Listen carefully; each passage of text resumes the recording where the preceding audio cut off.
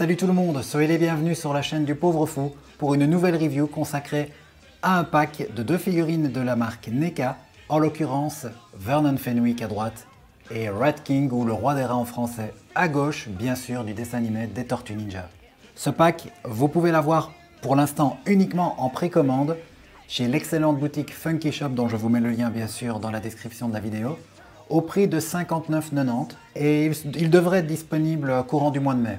Et alors, tant qu'on parle de Tortues Ninja, je ne saurais trop vous recommander que de vous diriger vers l'excellentissime site Tortupédia, l'encyclopédie des Tortues Ninja, où vous pourrez tout savoir, que ce soit en matière de figurines, mais bien sûr, en ce qui concerne le dessin animé en l'occurrence, je ne l'ai pas précisé, c'est celui de 1987, mais j'imagine que si vous me suivez, c'est que vous êtes plutôt de cette génération-là. Mais pareil, hein, il y a beaucoup, voilà, sur le site Tortupédia, si vous voulez trouver des infos sur le comics ou sur les films, enfin, tout ce qui touche de près ou de loin à l'univers des Tortues Ninja, je vous conseille vivement d'y aller. Et si vous aimez les chroniques ou les reviews d'une manière générale sur les Tortues Ninja, je vous renvoie également vers la chaîne, oui, Senseiya Meet Close, mais qui fait beaucoup sur les Tortues Ninja. Je salue au passage son hôte, son créateur, mon pote Kevin, qui d'ailleurs va ou a, je ne sais pas par rapport au moment où je tourne cette review, chroniquer donc également ses figurines, grand passionné des Tortues Ninja, Koabunga mon pote. On va rentrer dans le vif du sujet et on va commencer comme toujours sur la chaîne par le testing des figurines.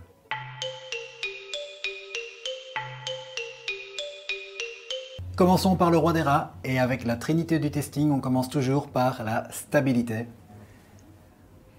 Pour ce, on le met au garde à vous, en gros les pieds joints, voilà.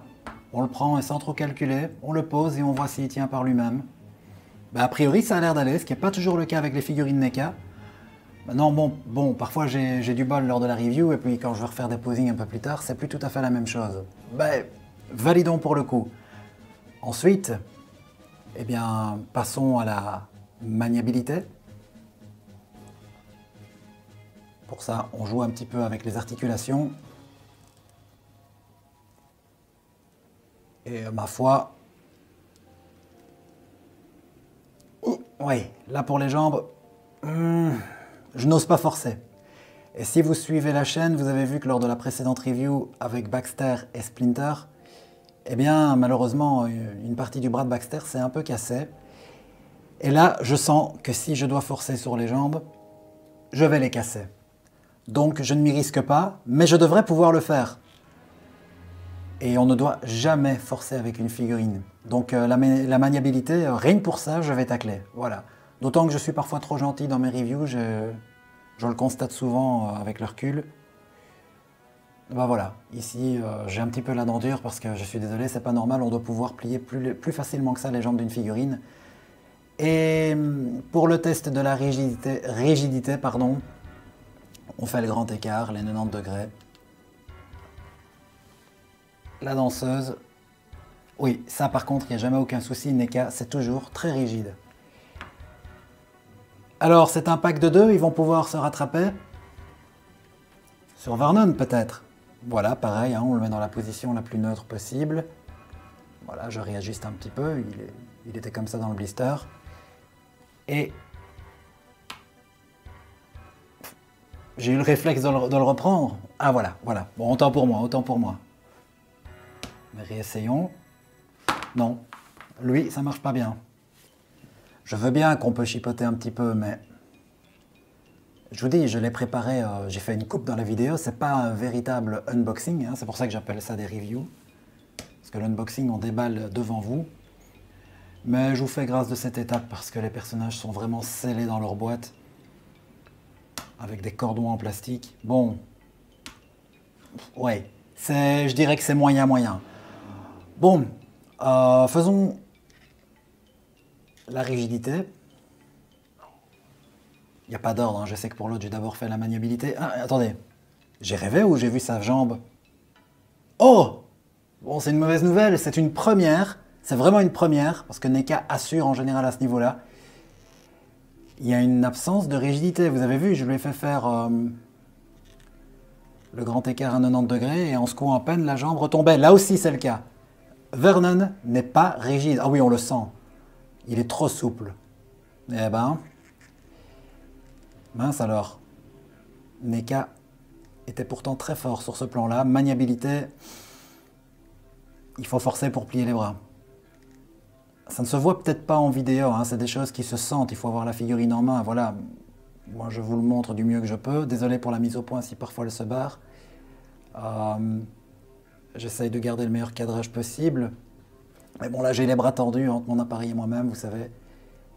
Voilà, alors oui on sait lui plier les bras, alors lui les jambes. Alors paradoxalement elles sont trop laxes, mais les articulations sont elles trop rigides. Et pareil, j'avais pas ça avec les autres figurines, donc... Ah là voilà, vous voyez, je suis pas de mauvaise foi. J'y arrive avec une jambe et pas l'autre, je fais le même effort. Je vois pas pourquoi je passerais mon temps à casser du sucre sur NECA alors que je les adore. Je suis très heureux du travail qu'ils font, mais... oula, mauvaise maniabilité, la stabilité ça va plus ou moins, il faudra trancher lors du bilan, mais bon, de toute façon je ferai un bilan global pour les deux figurines puisqu'elles sont vendues ensemble dans le même pack.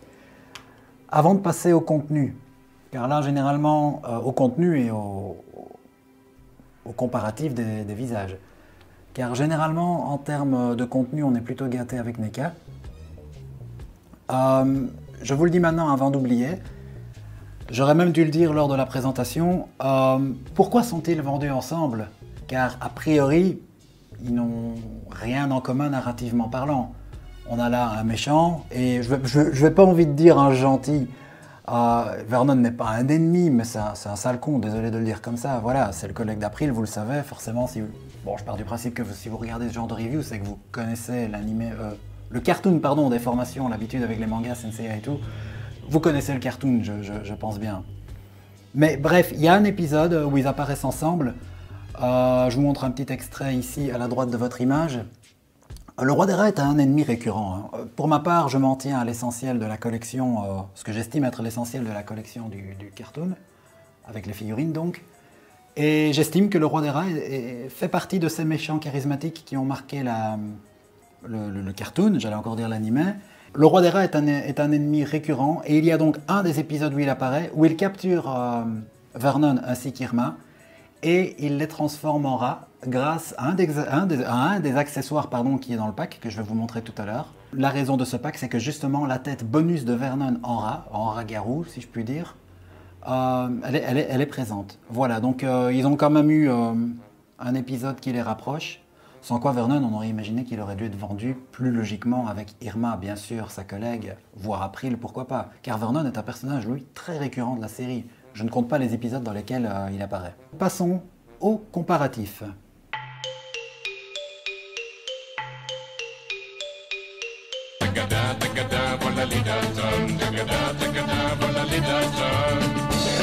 Commençons par le comparatif des tailles, où là, généralement, NECA s'en sort bien. Alors, bien sûr, ici, c'est le roi des rats et Vernon sur lesquels il faut se concentrer. Entre eux, ils ont l'air plus ou moins raccords, mais paradoxalement, même si je vous ai dit qu'il existait un épisode où ils étaient liés, je n'ai pas trouvé de plan où on les voit de plein pied, debout, tous les deux l'un à côté de l'autre. Lorsque le roi des rats va retrouver Vernon et Irma dans les égouts, Vernon est déjà dans les vapes et ensuite il le transforme en rat. Bref, je pense que ça fonctionne, qu'ils sont raccords par rapport aux tortues. Vous voyez, Donatello est clairement plus petit qu'eux.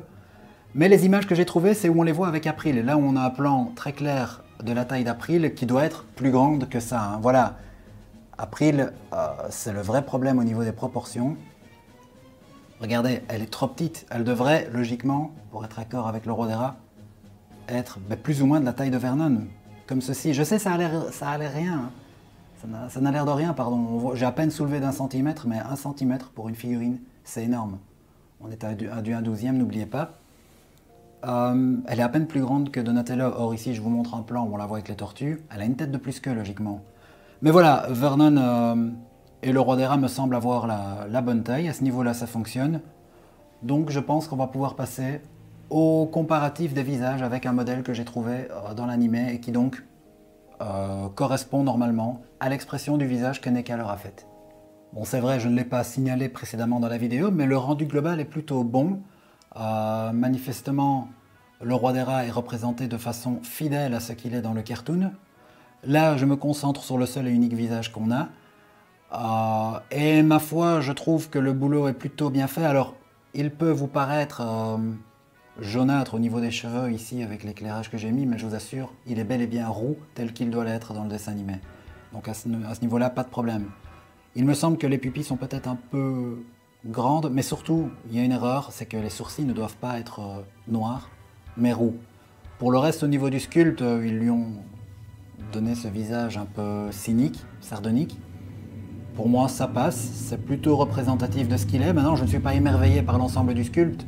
Cela dit, son visage est bandé, hein, son nez est caché, malgré tout ce qu'on pourra penser, aussi important soit un regard, bah oui, le nez, la bouche, ce sont des éléments qui constituent aussi la singularité de notre physique et ça compte, quoi. Donc, forcément, il y a déjà un petit peu moins de travail à faire. Mais voilà, je dirais que je le reconnais, mais je ne suis pas ébloui. Quant à Vernon, même chose, hein. Je n'ai pas fait de réflexion tout à l'heure, mais le rendu global est vraiment très bon. Ses vêtements sont très fidèles. Quant au visage, là je suis relativement satisfait, même plutôt content en fait. De nouveau, l'expression est très fidèle à ce qu'on lui connaît. Il a cet air malicieux, cet air fourbe, c'est parfait. Et le sculpte est très bon, on le reconnaît vraiment. Donnez-moi votre avis dans les commentaires, ce que vous en pensez, mais pour moi, lui, il est franchement réussi au niveau de l'esthétique.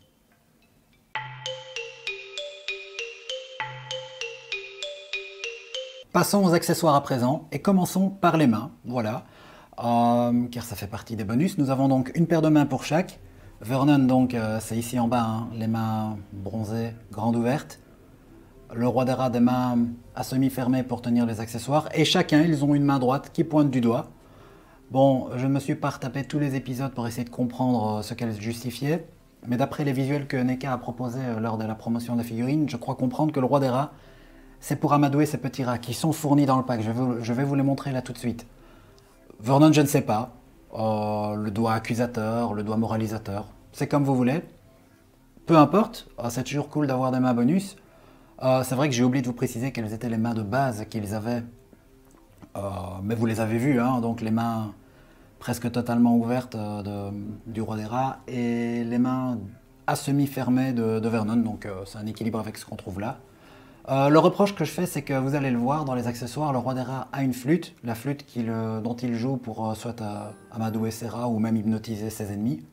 Eh bien, on n'a manifestement pas les mains qu'il faut pour jouer de la flûte. Voilà, je trouve ça dommage. Passons à la suite des accessoires. Commençons par les accessoires du roi des rats, avec donc, en commençant par la gauche, le flacon gris. Je vais vous le montrer, hein, on peut donc le refermer.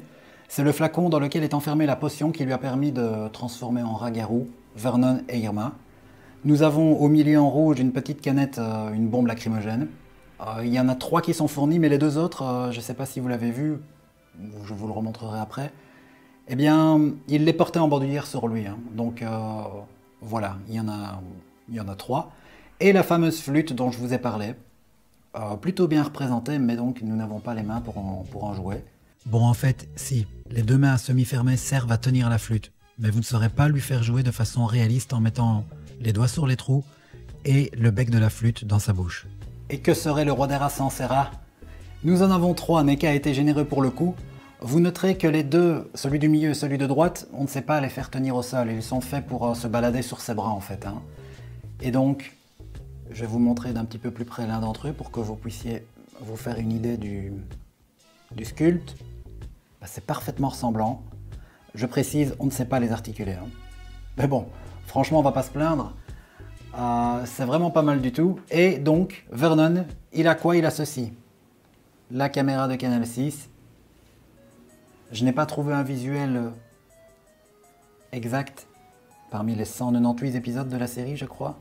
J'allais pas tout me retaper comme je dis toujours. Mais voilà, si vous voulez vous faire une idée, j'ai toujours bien une image que je vous mets là à droite. Globalement, c'est ça, hein. Sa caméra est beaucoup plus grosse que celle d'April. C'est elle qui est toujours sur les bons coups, qui a les bons reportages.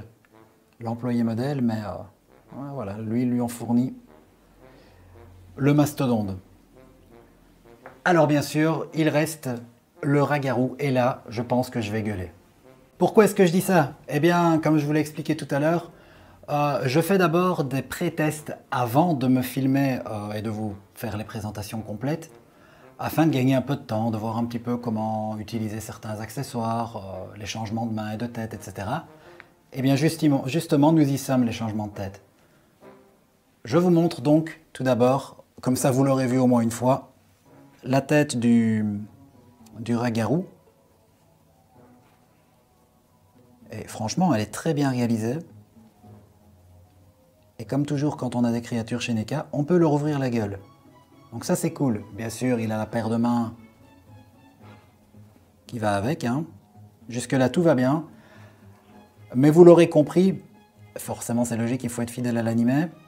Lorsque Vernon est transformé en rat-garou, c'est tout son corps qui change, pas juste sa tête. Donc, il ne faut pas seulement changer de tête, il faut changer le cou avec.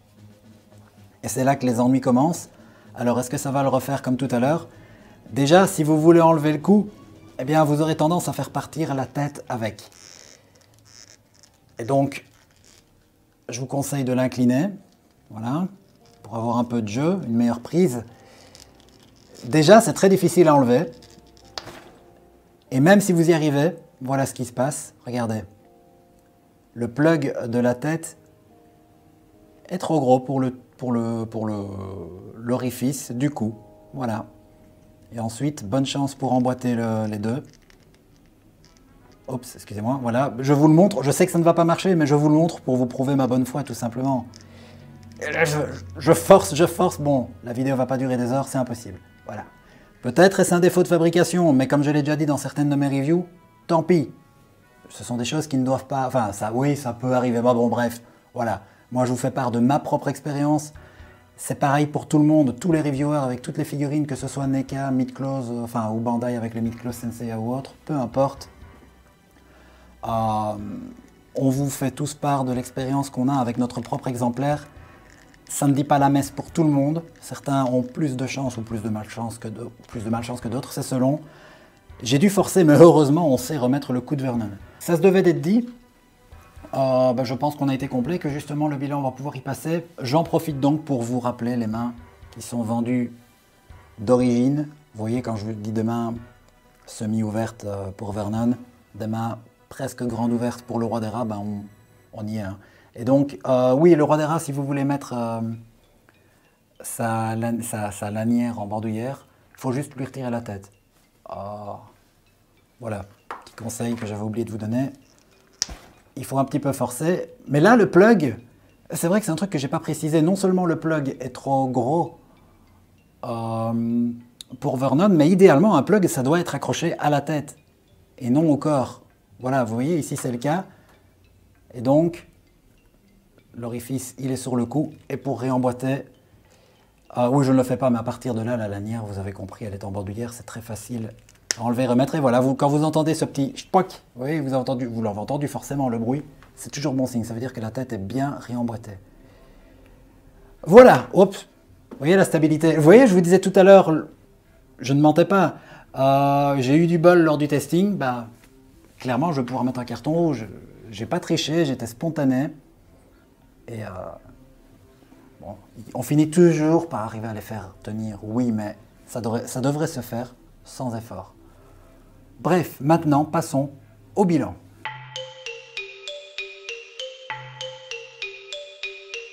J'espère que j'ai suffisamment éloigné mes figurines de la caméra et donc laissé suffisamment de place pour faire défiler tout ce que j'ai à dire, car malheureusement, là, ça va pas. Bon, comme toujours, on commence par le négatif afin de finir en beauté par le positif. Le négatif, je vous dis, je fais une synthèse des deux. Je ne vais pas non plus commencer à rémunérer pour l'un comme pour l'autre. Même si malheureusement, en définitif, les défauts sont fort les mêmes. Les figurines ne sont pas stables. Je dirais alors surtout Vernon, mais voilà, stabilité mauvaise. Maniabilité très mauvaise. Je n'ai même pas osé plier les jambes du roi des rats et seule la jambe gauche de Vernon, j'y suis arrivé. 3 sur 4, qu'est-ce que je fais? C'est mauvais, c'est clairement du rouge.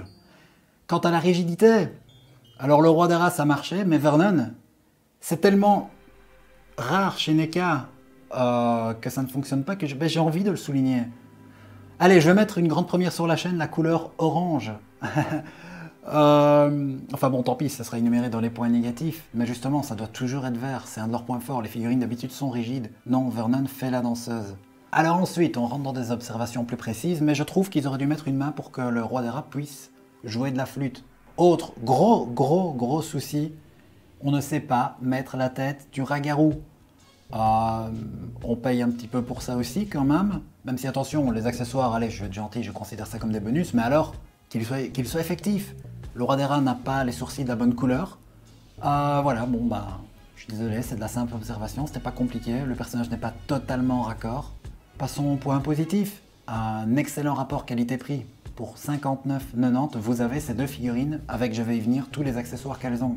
Donc ça reste au top chez NECA. Deuxième point positif, un bon rendu global. Je ne vais pas dire excellent, mais voilà. Allez, peut-être que lorsque je vais écrire au montage, je vais rajouter le mot très bon rendu global, car Vernon, pour moi, il est vraiment top. Ensuite, ben voilà, visage globalement fort ressemblant, puisque de nouveau, hein, j'englobe les deux dans mon propos. Une générosité en accessoires, pas au même point que le pack Splinter Baxter que j'ai chroniqué il y a très peu de temps, mais bon, ça restera à mon avis une exception, ça ne doit pas être la mesure étalon. Voilà, je pense que j'ai dit l'essentiel, j'espère que je n'ai rien oublié. Si vous avez ces figurines, faites-moi part de votre avis dans les commentaires. Est-ce que vous avez eu ce souci avec la tête du rat-garou, justement? Ce serait l'occasion de comparer. Sinon, tout simplement, qu'est-ce que vous en pensez? Et si vous ne les avez pas, malgré les pépins que j'ai soulignés, justement, quelle est votre grille de lecture? Est-ce que pour vous, les défauts que j'ai soulignés sont aussi importants que ce qu'ils ne le sont pour moi? Et inversement, moi j'insiste toujours beaucoup sur la ressemblance et la beauté de la figurine, parce que pour moi ça reste très important et ça balance bien les problèmes qu'on peut rencontrer, mais peut-être que pour vous, non, la forme prime avant tout. Voilà, tous les avis sont les bienvenus. Pour le reste, eh bien, je vous remercie d'avoir regardé cette vidéo. Si vous aimez ce genre de contenu sur la chaîne, n'hésitez pas à vous abonner, comme ça vous pourrez activer la cloche et à ce moment-là, vous serez au courant des prochaines sorties, car des reviews, il y en a régulièrement. Je suis un passionné de figurines, je collectionne plusieurs gammes, je pense que si vous me suivez, vous le savez. Et bien sûr, je vous en remercie, car ça témoignerait de votre fidélité envers la chaîne et vous salueriez de la même occasion mon travail. Donc pour ça, je vous en serai éternellement reconnaissant. C'était le Pauvre Fou, je vous dis à très bientôt. Ciao les amis.